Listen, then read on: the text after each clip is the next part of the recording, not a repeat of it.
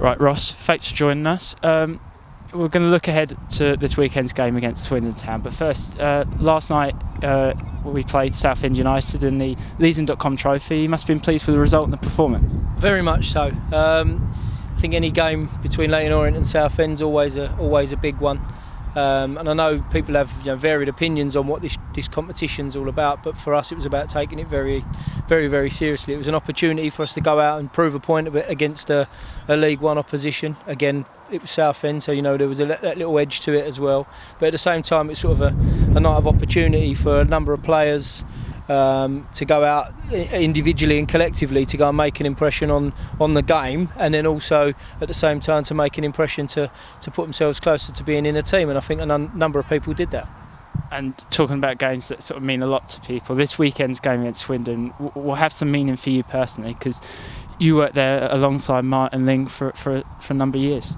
Yeah, it was very difficult time, very difficult period. It was my first real experience of first team football, and it was very tough circumstances for us at the time in League One. Obviously didn't end particularly great, so I know that this weekend there's probably going to be a bit of an edge towards it in terms of the way in which I left the football club. But yeah, I worked there with Martin. I went there with Martin originally, and I think everyone's fully aware of our sort of world that started, but it's sort of come to a sad and abrupt end due to Martin's ill health. So, which is obviously something that we look back with a very difficult period. But at the same time, worked with a number of other managers as well. Worked with Luke Williams over sort of two periods, one at the beginning of one season, and then we had Tim Sherwood that came in to work as a manager for sort of 19-20 games before Luke and I took over towards the end of the season again. So a period that I look back on, learned a huge amount about myself and about first team football, but one obviously that made it a very difficult period for us because it ended in relegation. And Swindon have already sold over 1,200 tickets, so it's going to be a large turnout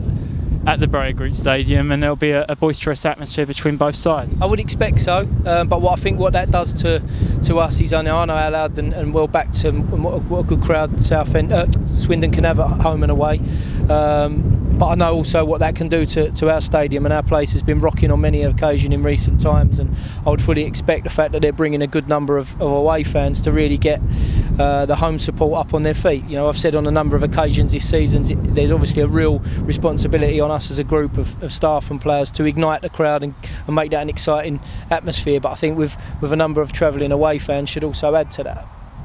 And both sides, you'll be satisfied with how the O's have started, but Swindon have started very strong, and it's definitely going to be a tough challenge.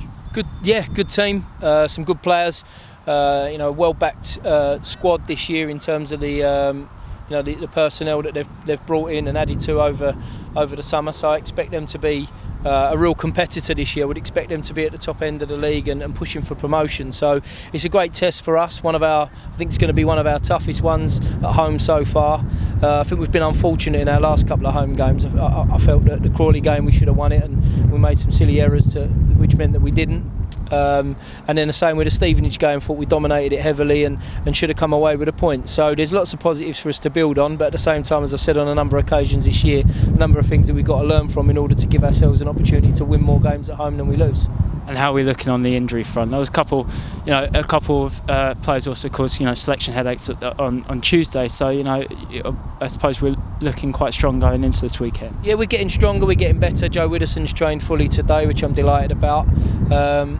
Obviously, Miles Judd suffered a setback on Tuesday night, which is really disappointing for him. It was a good opportunity for him to have got 90 minutes under his belt, but suffered some illness-related stuff at half-time, which meant we had to bring him off. And then I think the rest are just sort of ones that we know are going to take a little bit of time. Jamie Turley suffered a little bit of a setback, but we feel as though the setback may, in the longer term, prove to be something that we see him come back in a little bit stronger from. Joby's working harder and harder every day, so we know he's creeping ever closer, and James Dayton, he's doing work, albeit we're not going to see him for a little while, but it's always nice to see him extending and adding to his recovery pretty much every day at the moment.